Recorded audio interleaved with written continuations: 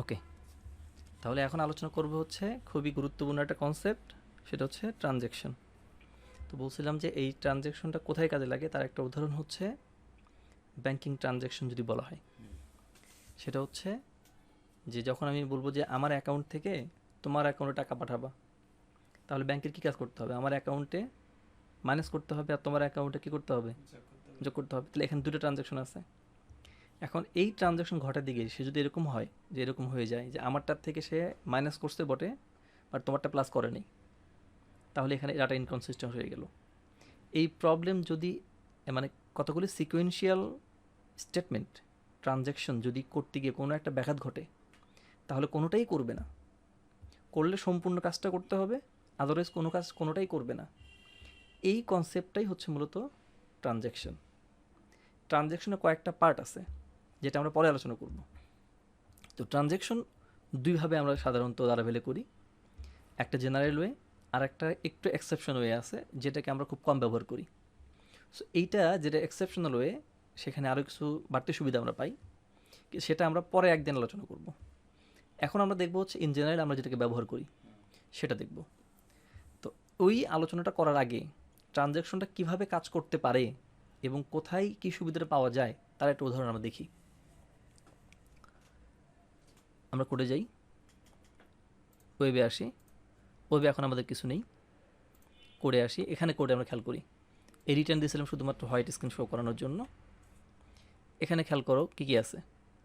এই যে এখানে ইউজার, এটা কিন্তু আমাদের ইচ্ছা করেই এভাবে দেওয়া। আমরা শুধু এই ইউজার্সটাকে যদি এখানে দিয়ে দিতাম তাহলে একবার হয়ে যেত, বাট আমাদের আন্ডারস্ট্যান্ডিংটাকে ক্লিয়ার করার জন্য মূলত আমরা এইভাবে দিয়েছি। ওকে, সো আমি কি করতেছি, এখানে ইউজার্স নামে একটা অ্যারে নিয়েছি যার মধ্যে 4 জন ইউজারের দিয়ে তথ্য দিয়েছি, সেটাকে আমি একটা একটা করে ইনসার্ট করাচ্ছি। এখানে আমরা একটু আমাদের ডাটাবেজের যে ইউজার্স টেবিল আছে সেটাকে একটু দেখে আসি কীভাবে আছে। এইখানে আমি আসি, সাপোজ জন, হ্যাঁ, এখানে কোনো ইমেল ডুপ্লিকেট নাই। এই কারণে আবার আমরা যদি এখানে খেয়াল করি যে আমাদের মাইস্কুয়েলের টেবিলের স্ট্রাকচারটা কী, তাহলে শুধু প্রাইমারি কী আছে, অন্য আর কোনো কনস্ট্রেন্ট নাই। ওকে, সো আমি যদি এখন এই ইমেলটাকে কোথাও ডুপ্লিকেট থাকে, সাপোজ এখানে জন আছে, এখানেও আমি জন দিলাম, সে ডুপ্লিকেটটা এন্ট্রি নিয়ে নেবে। ওকে, কিন্তু সেরকম হওয়াটা উচিত না। তারপর দেখি, হ্যাঁ, কাজটা করি। আমি যদি এটাকে রান করাই দিই, রান করালাম, ডাটা আসছে। ওকে, ডাটা আসছে কয়টা, 4টা। সো এই 4টা আমাদের কোথায় ছিল, এখানে ছিল, তাই তো। এখন আমরা টেবিলে দেখি, ডাটাবেজে গিয়ে দেখি আসছে কি না। ডাটা আসছে নাই, কোনোটাই কিন্তু ডুপ্লিকেট নাই। এখন যদি এরকম হয় যে আমাদের অনেক ডাটা, যেখান থেকে সবগুলোকে ইউনিক ইমেল হইতে হবে, সবগুলো ডাটা একসাথে ঢুকলে ঢুকবে, না ঢুকলে কেউ ঢুকবে না। ওকে, এখন আমি এই জন্য কী করতে পারি, আমাদের ডাটাবেস এই ইউজার্স টেবিলে ইমেলটাকে কনস্ট্যান্ট সেট করতে পারি যে তোমাকে এখানে ইউনিক হইতে হবে। ওকে, তাহলে আমি এটাকে আগে ডাটাগুলোকে ক্লিয়ার করে দিই। এই জন্য আমি এমটি টেবিল করে নিচ্ছি, দ্যাট মিনস আমরা মাইস্কুয়েল ট্রানকেট করি।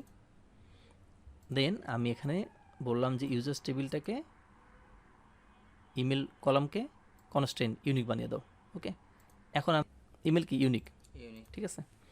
এখন আমরা যদি আবার আমাদের কোডটাকে রান করাই, তাহলে কি ঘটনা ঘটবে, কোনো ইউনিক আছে এখানে, কোনো ইউনিক, সবগুলোতে ইউনিক, সো কোনো সমস্যা ধরবে না। কিন্তু এখন যদি আমরা আমাদের কোডটাকে চেঞ্জ করে দিয়ে, যেমন জন এখানে আছে, জনটাকে আমি এখানে রিপ্লেস করে দিলাম, এখন 2টা জন আসছে, তো এই জন, এই জেন, এই জন, এর হচ্ছে এমিলি। ওকে, তাহলে কি হবে, একটা একটা করে ইউজার ঢুকাতেছে। সো যেটা হবে সেটা হচ্ছে এখানে এসে একটা করে প্রথমটা ঢুকবে, সেকেন্ডটা ঢুকবে, থার্ড জন এসে একটা কনস্ট্রেইনে মার খেয়ে যাবে, কনস্ট্রেইনের এররটা দেবে যে ইমেল ডুপ্লিকেট হয়ে গেছে, তাই তো। আমরা দেখি এতে করে কি হয় সেটা আমরা দেখব, ডাটাবেজের অবস্থা। ওকে, রিফ্রেশ, এই যে এরর আসছে, তাই না, জনে। ওকে, এখন যেটা হচ্ছে ডাটাবেজে গিয়ে আমি যদি এখানে ডাটাতে রিফ্রেশ দিই, 2টা আসছে, কিন্তু আমার শর্ত কী ছিল, হলে সবগুলো হও, না হলে একটাও হওয়া যাবে না। কিন্তু সে কী করছে, এটাকে 2টা নিচে, বাকি 2টার নেয়নি, যেখানে এরর নিচে এর আগ পর্যন্ত সেভ করে ফেলছে। আচ্ছা, এইটাকে ঠিক করার জন্য কি কনসেপ্ট, ট্রানজ্যাকশন। ওকে, এখন আমরা ঢুকতেছি ট্রানজ্যাকশনের মূল পয়েন্টে। এখানে আমরা নিচের অংশে খেয়াল করি, ট্রানজাকশন বিষয় হচ্ছে ঢুকলে সবগুলো ঢুকবে আর এরর খাইলে কোনোটাই ঢুকতে পারবে না। হ্যাঁ, এখানে গেলাম, খেয়াল করো এখানে কী কী আছে। ট্রানজ্যাকশনে প্রথমে কী করতে হয়, ট্রানজ্যাকশন শুরু করতে হয়, বলতে হয় যে আমি ট্রানজ্যাকশন শুরু করলাম। আচ্ছা, ট্রানজ্যাকশন শুরু করলাম, ভালো মতো শেষ হইলে আমি এটাকে কী করতে হবে, ট্রানজ্যাকশন শেষ করতে হবে। শেষ করতে হবে। এইটাকে বলা হয় ট্রানজ্যাকশনের কমিট। Commit। মানে আমি যা যা প্রসেস করতে চাচ্ছি সেটা করলাম, যদি সব ঠিকঠাক মতো থাকে তাহলে তুমি কমিট করে ফেলো, সেভ করে ফেলো। আচ্ছা, যদি কোনো কারণে এখান থেকে কোনো এরর চলে আসে তাহলে এই কমিট পর্যন্ত আসতে পারবে না। যদি আমরা এখন কমিটটাকে এখানে না আসে তাহলে সে আর ডাটা সেভ করবে না, যাবে কোথায়, ক্যাচের মধ্যে। ঠিক আছে। ট্রাই থেকে এরর থ্রো করবে, ক্যাচে আসবে। ক্যাচে আসলে কি করবে, রোল ব্যাক। রোল ব্যাক মানে যা তুমি সেভ করছো সেটাকে বাদ দিয়ে দাও, যা তুমি সেভ করেছো সেটাকে বাদ দিয়ে দাও, রোল ব্যাক করে ফেলো, আগের অবস্থায় নিয়ে যাও। দেন আমি যদি চাই এরর শো করতে, সেটা হবে এখানে শো। অথবা আমি যদি চাই যে এই যে আমাদের এক্সেপশন থ্রো হয়েছে এই এক্সেপশনটাকে থ্রো করতে, তাহলে সেটাও করতে পারি আমাদের এখানে যেভাবে ইচ্ছা। তাহলে এখানে তিনটা পার্ট। ওকে, ফার্স্ট পার্ট হচ্ছে ট্রানজ্যাকশন বিগিন, সেকেন্ড হচ্ছে কমিট, থার্ড হচ্ছে রোল ব্যাক। ওকে, এইবারে আমরা যদি এই অংশটাকে আমাদের আগের কোডের মধ্যে ইউজ করি তাহলে দেখো কেমন দেখা যায়। ওকে, নাও ইউজার দিস, এই অংশটাকে আমরা এই যে এখানে নিয়ে আসলাম। ওকে, তাহলে কি দাঁড়াচ্ছে এখানে,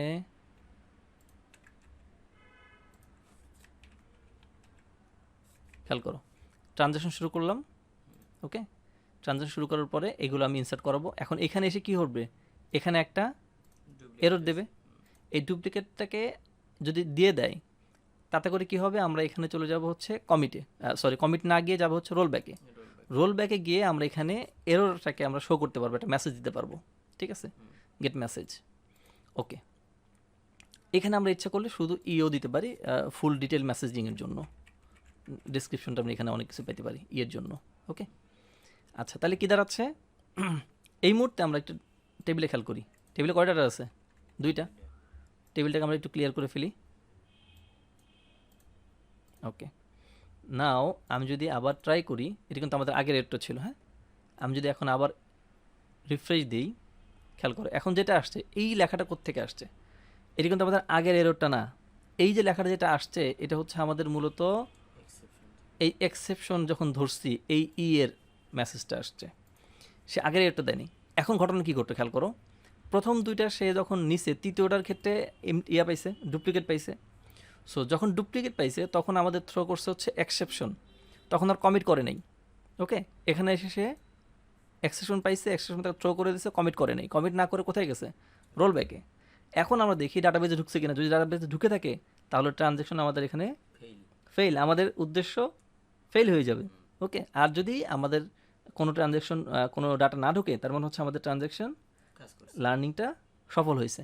ওকে, ফাইনাল চেক আপ, ডাটা আছে, থাকা যাবে এখন, ওকে আছে, রিফ্রেশ দিয়েছি আমি এখানে, সো ডাটা নেই, তার মানে আমাদের ট্রানজ্যাকশনটা ঠিক আছে। মূল কনসেপ্ট ক্লিয়ার। ওকে, সো যেটা বলছিলাম এটা হচ্ছে একটা ওয়ে আমাদের এখানে এই যে ট্রানজ্যাকশন যেভাবে ব্যবহার করে দেখালাম, transaction begin, commit and roll back, এটা হচ্ছে একটা ওয়ে।